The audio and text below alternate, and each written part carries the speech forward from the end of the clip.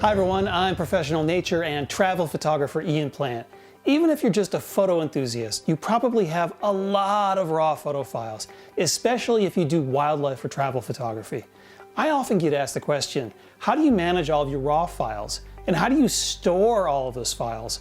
Also, a lot of people want to know if I spend time cataloging and keywording my raw files. Regarding management of my raw files, my answer is a bit simple and it might surprise you. The truth is, I really don't put much effort into management of my raw files. Usually when I get back from a photo trip, I organize my raw files into folders sorted by geography and I process the best files. But most of my raw files don't see any action. I don't make much of an effort to delete any files for two reasons. One, my personal tastes change over time, so I don't want to delete something that I might later decide is a good image. And two, it just takes too much time to get through all of my raw files. So I end up keeping almost everything I shoot, even if some of it isn't very good. I also don't do any significant cataloging, rating, or keywording of my image files. Once again, it just takes up way too much time. If you don't have a huge amount of raw files and you have a lot of spare time on your hands, or if you absolutely need to keyword because you have lots of photo buyers looking for specific things, then by all means, go for it. But for the average photographer, even for pros like me, it's a whole lot of work without much tangible benefit. Just to be clear, if you want to do these things, I'm not saying you shouldn't, but a lot of photo enthusiasts who ask me these questions do so because some expert told them that they should be doing this stuff. In my opinion, it's just one of those things that you can do if you want, but if you'd rather not, there's no need to feel like you're missing out on something important. Of course, this means that you will, sooner or later, end up having so many raw files that you max out your computer storage. So here's what I do. I have several mass storage RAID devices where I keep all of my raw files. Right now, I'm using a pair of 10 terabyte devices with one backing up the other. Believe it or not, after 13 years as a professional photographer, I've just recently reached the 10 terabyte limit. Of course, the pace of my photography continues to accelerate, and the higher resolution cameras we have these days means larger raw files. So I'm sure that the next 10 terabytes will go a lot faster.